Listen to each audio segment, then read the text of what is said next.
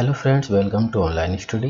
दोस्तों, यह है SSC GD previous year exam की सीरीज जो हमने चलाई है। उसमें आज हम देखेंगे 13 फरवरी 2023 को एसएससी जीडी ने जो एग्ज़ाम लिया था उसमें किस तरह के क्वेश्चन रखे थे। ठीक है, ताकि आपको आने वाले एग्ज़ाम जो फरवरी 2024 में होने वाला है एक आइडिया हो जाए कि एसएससी जीडी किस तरह के क्वेश्चन अपने एग्जाम में पूछता है और किस टॉपिक से कितने क्वेश्चन वो लेता है। ठीक है, तो दोस्तों आप देख सकते हैं ये रोल नंबर, कैंडिडेट, ये प्राइवेसी के लिए हमने हाइड कर दिया है।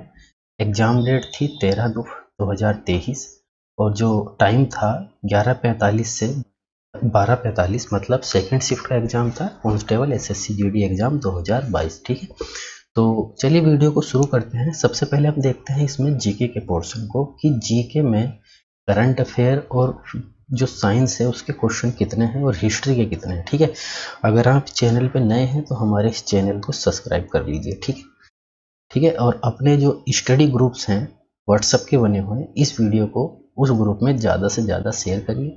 ठीक है, अपने दोस्तों का भी साथ में हल्का भला करिए। चलिए वीडियो को शुरू करते हैं।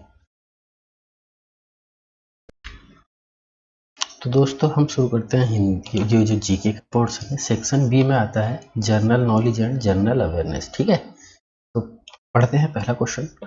एशियाई खेल 2018 के मेजबान कौन थे? मतलब मेजबान का मतलब एशियाई खेल 2018 कौन से देश में हुए थे, आयोजित हुए थे? तो वो हुए थे इंडोनेशिया। ये उस समय का करंट अफेयर का क्वेश्चन था। ठीक है, नेक्स्ट है प्लासी का युद्ध सन में लड़ा। किस सन में लड़ा? 1757 को प्लासी का युद्ध लड़ा गया था। ये हिस्ट्री से आ गया। नेक्स्ट है जियालुद्दीन बर्नी ने अपना वृत्तांत का पहला संस्करण वर्ष 1356 में लिखा। ये हिस्ट्री से एक क्वेश्चन पूछ लिया। नेक्स्ट है नारियल के रेशेयुक्त छिलके उत्तक के बने होते हैं। किसके बने होते हैं?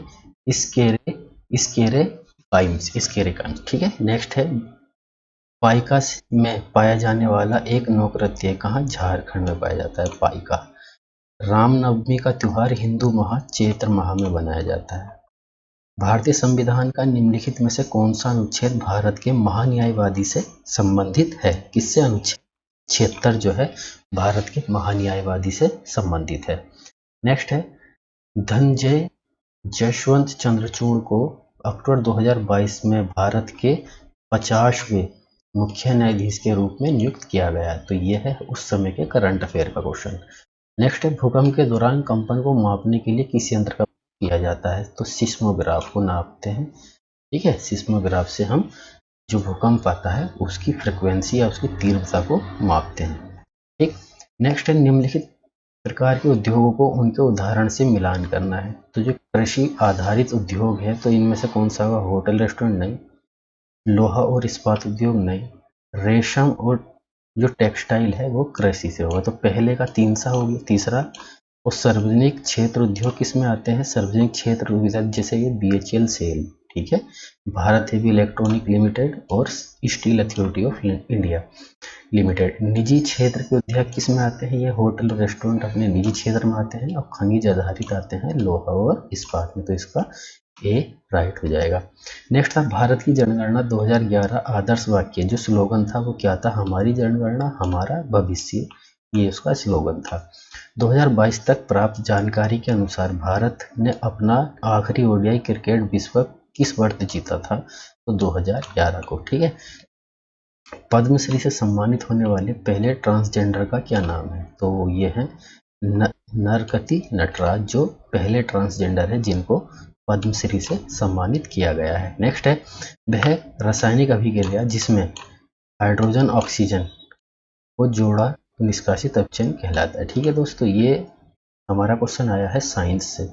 साइंस पढ़ने के लिए मैंने आपको पिछली वीडियो में प्रेफर किया है कि आप ज़्यादा से ज़्यादा एनसीईआरटी की जो हमारी बुक चलती हैं, सीबीएसई से पढ़ रहे हैं तो सीबीएसई, वरना एनसीईआरटी की बुक है 9th और 10th की साइंस, उसी से पढ़ लीजिए। उसी से सारे क्वेश्चन साइंस के आपके कवर हो जाएंगे। कुछ भी एक्स्ट्रा बुक पढ़ने की ज़रूरत नहीं है। हमने चेक किया है जितने भी साइंस के क्वेश्चन आए हैं वो सारे के सारे एनसीईआरटी की बुक से ही कंसीडर किए गए हैं। ठीक है दोस्तों, और एक बात बता दें, अगर आपका कोई स्टडी ग्रुप व्हाट्सएप या टेलीग्राम पर चलता है तो ये वीडियो का लिंक उसमें ज़्यादा से ज़्यादा शेयर करिए ताकि और बच्चों के पास भी ये वीडियो पहुंच पाए।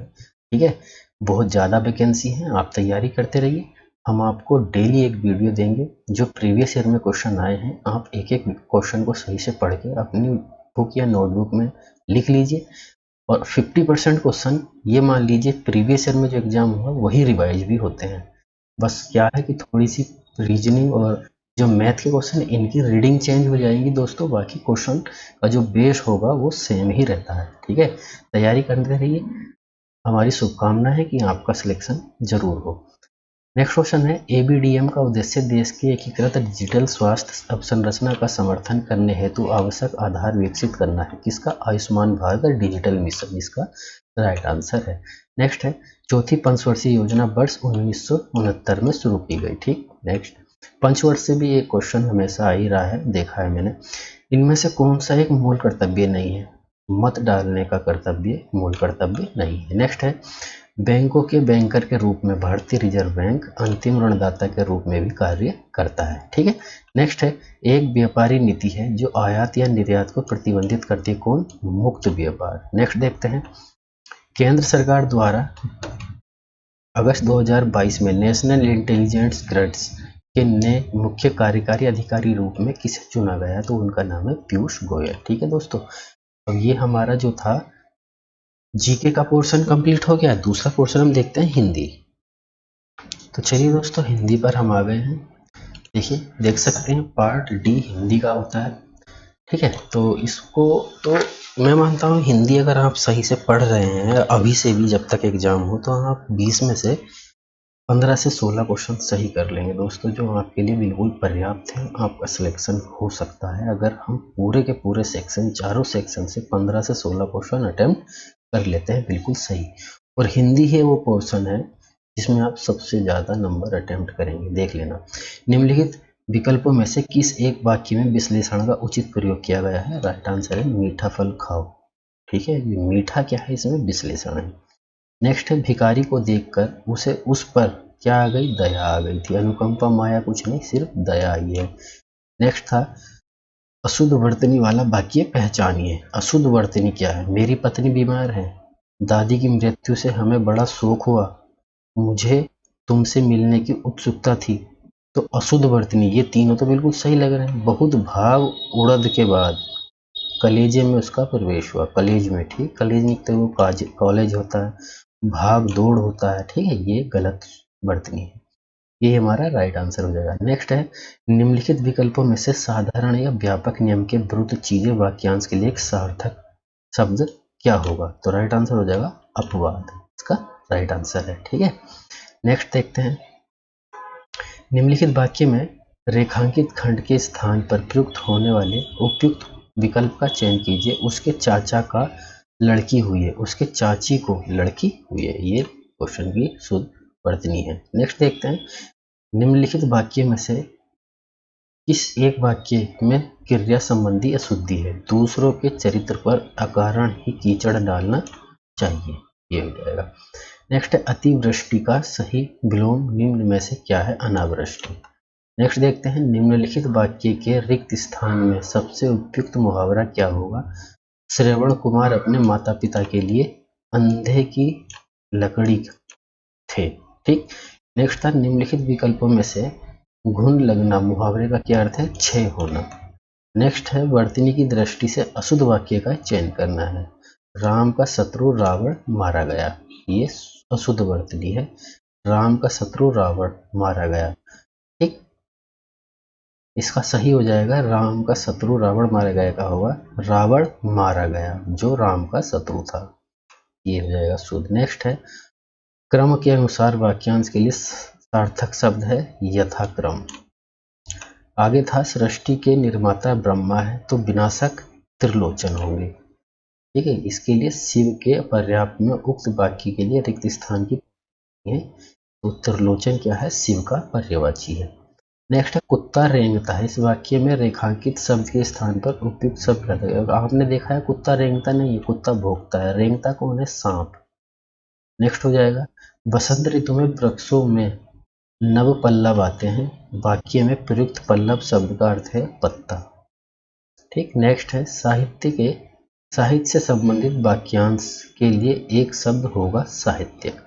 अब ये आता है हमारा कंपेरिजन से 4 या 5 क्वेश्चन आपको हर सेट में देखने को मिलेंगे। हमें ये पूरा क्वेश्चन सही से पढ़ना है और इसमें से 5 क्वेश्चन वो पूछ रहा है जिनके वो हमें उत्तर देना है। जैसे निम्नलिखित गद्यांश में कुछ शब्द को हटा दिया गया है, दिए गए विकल्पों की सहायता से रिक्त स्थान की पूर्ति करनी है, प्रत्येक संख्या के लिए प्रयुक्त चयन करना है। संसार में सैकड़ों प्रकार के प्राणी हैं, इनमें से मानव जीवन क्या है, सर्वश्रेष्ठ है। पहले का यहाँ क्या आ जाएगा, सर्वश्रेष्ठ। दूसरा देखते हैं, दूसरा इसी हिसाब से आगे पढ़ेंगे। वह सोच समझकर लेता है, क्या लेता है, निर्णय लेता है कि उसे उसका क्या करना चाहिए। तीसरा देखते हो, तीसरे के लिए तीसरे क्वेश्चन पे जाएंगे, उसके लिए क्या उपयोगी है, जो उसे अपने लक्ष्य तक पहुंचा देता है। ठीक है, आगे चौथा देखेंगे इसी तरह, उसके जीवन की तभी है, क्या सार्थकता तभी है जब वह आकांक्षा या लक्ष्य लेकर जीवन व्यतीत करे। जीवन एक प्रकार की, पांचवे में क्या आएगा यहाँ देख लेंगे। जीवन एक प्रकार की क्या है, प्रयोगशाला है जहाँ नित्य नित्य प्रकार के अनुभव होते हैं। तो ये हिंदी का पोर्शन हमने कवर कर लिया है दोस्तों। अब चलते हैं हम रीजनिंग के पोर्शन पे। ठीक है, रीजनिंग से पहले मैं देख लेता हूँ मैथ। ये मैथ का पोर्शन हम शुरू कर रहे हैं, चौथा। तीसरा है part C elementary mathematics. Video को पॉज कर करके आप क्वेश्चन को पढ़कर आप नोटबुक में लिख लें या अपनी बुक में निशान लगा लें। वीडियो ज़्यादा बड़ा हो जाता है, इसलिए मैं एक ही क्वेश्चन इस वीडियो में सोल्व करके नहीं बता सकता। सोल्व के लिए हम अलग से एक वीडियो बना रहे हैं और कुछ ही दिन में आपके लिए यूट्यूब पर अवेलेबल हो जाएगी। सारे के सारे एग्जाम में जितने भी क्वेश्चन मैथ और रीजनिंग के आए थे उनका पूरा सोल्व हम आपको वीडियो के माध्यम से आपके पास तक पहुंचा देंगे। ठीक है, तो पहला क्वेश्चन था, अतुल अकेला है, एक कार्य को 114 दिन में पूरा कर सकता है, उसी कार्य को 19 दिन में पूरा करने के लिए अतुल जैसी दक्षता वाले कितने व्यक्ति। तो कार्य तथा समय से एक क्वेश्चन लिया गया है। नेक्स्ट, एक वस्तु का अंकित मूल्य 1600 रुपये है, लेकिन रोहन को 20% की छूट मिलती है, वह 1600 रुपये में बेचना चाहता है, रोहन का लाभ क्या है, लाभ प्रतिशत से क्वेश्चन लिया गया है। ये क्वेश्चन कहाँ से लिया गया देख लेते हैं। 34 व्यक्तियों का समूह 90 किलोग्राम वजन वाले एक व्यक्ति के स्थान पर एक नया व्यक्ति शामिल होने पर उसका औसत वजन 3 किलोग्राम बढ़ जाता है, नए व्यक्ति का वजन कितना होगा। तो ये आ गया हमारा औसत से। नेक्स्ट, एक फल व्यापारी एक निश्चित मूल्य पर आम बेचकर 25% का लाभ कमाता है, यदि वह प्रत्येक आम पर 3 रुपये अधिक मूल्य लेता है तो उसे 40% का लाभ होगा। एक आम का क्रय मूल्य होता है, तो क्रय विक्रय मूल्य से रिलेटेड क्वेश्चन है। ठीक है, सबसे बड़ी संख्या में अंकों के बीच अंतर क्या है जो 144 से 216 को पूर्णतः विभाजित करती है, लघुत्तम सामर्थक से है। नेक्स्ट है चक्रवृद्धि ब्याज का क्वेश्चन है, 8 व्यक्तियों का औसत, ये औसत से आ गया क्वेश्चन, आप जानते हैं मेंस, ये लाभ हानि है। ठीक है, लाभ प्रतिशत से क्वेश्चन पूछ लिया है, क्रय विक्रय।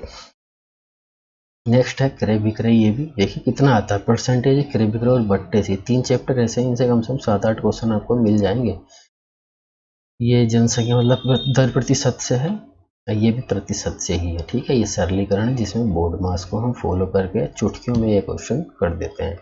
अभी मैं लिख नहीं पाऊंगा, मेरे पास माउस है, मैं पेन टेबलेट की अब व्यवस्था करके ये क्वेश्चन एक एक सोल्व करके आपको बता दूंगा। इसमें लिखने में थोड़ा दिक्कत होती है माउस से, पेन टेब अगर हम कनेक्ट कर लेंगे तो आसानी से हम इनको सोल्व करके लिख के भी बता सकते हैं। अभी लिखा नहीं जाएगा।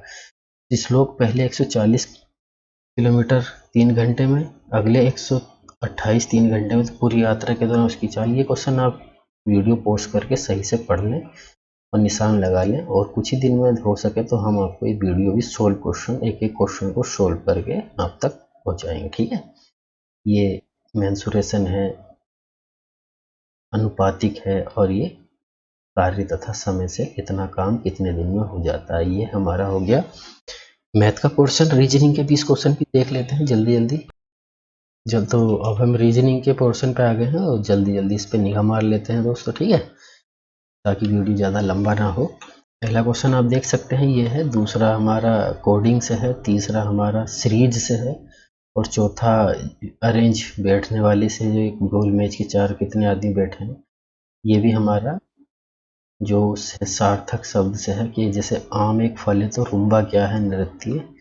ये भी ऊपर वाले क्वेश्चन से सेम रिलेशन में है, अनुपात समानुपात से, जैसे पहला दूसरे से रिलेटेड है, तीसरा चौथे से, तो ये किससे रिलेशन रखता है। ये क्वेश्चन बहुत आसान है, आप देखिए वीडियो को पॉज करके ये क्वेश्चन आराम से पढ़ लीजिएगा। ठीक है, और दोस्तों अगर आप इस वीडियो पर नए हैं तो इस वीडियो को एक बार लाइक कर दीजिए, चैनल को सब्सक्राइब कर लीजिए। अगर आपका कोई स्टडी ग्रुप चल रहा है तो अपने दोस्तों तक उस ग्रुप में ये वीडियो ज़रूर शेयर करिएगा दोस्तों, क्योंकि हम आपके लिए डेली एक एसएससी जीडी के प्रीवियस ईयर के क्वेश्चन का रिव्यू करते हैं। एक एक क्वेश्चन को हम आपको दिखाते हैं, ठीक है, और हमेशा हम दिखाते रहेंगे। 72 सेट में पिछली बार एग्जाम हुआ था, वो सारे के सारे सेट हम आपके पास पहुंचाएंगे। घबराइए नहीं, पेशेंस रखिए, अभी हमारे पास बहुत टाइम है। हम इन पूरे के पूरे 72 सेट जो थे इनको सोल्व भी करके आप तक पहुंचाएंगे। आप अपनी तैयारी जारी रखिएगा दोस्तों, ठीक है। ये हो गया हमारा रीजनिंग। अगर आप चाहते हैं इंग्लिश तो मैं इंग्लिश पे भी एक बार निगाह मार देता हूँ, आप देख लीजिएगा। तो इंग्लिश वाले बच्चे जो इंग्लिश से तैयारी कर रहे हैं उनके लिए बहुत ज़रूरी है, ये इंग्लिश वाला पोर्शन है, ठीक है। पार्ट डी इंग्लिश, एक पार्ट डी में आप देख लीजिए, वीडियो को पॉज कर करके अपने हिसाब से इनको बुक में निशान लगा लीजिए। तो दोस्तों मैं तो यही कहूँगा कि इस वीडियो को ज़्यादा से ज़्यादा अपने दोस्त तक शेयर करिए, हमारे चैनल को सब्सक्राइब कीजिए। हमें जितना आप सपोर्ट करेंगे उतना ज़्यादा हम आपके लिए अच्छा काम करेंगे। आपके एक लाइक से हमें बहुत सपोर्ट मिलता है, ठीक है। ये इंग्लिश का पोर्शन अपना सही से लगा लीजिए। और ये इस वीडियो में इतना ही दोस्तों, मिलते हैं नेक्स्ट वीडियो में नेक्स्ट अपडेट के साथ। तब तक आप अपनी तैयारी करते रहें। तब तक के लिए नमस्कार।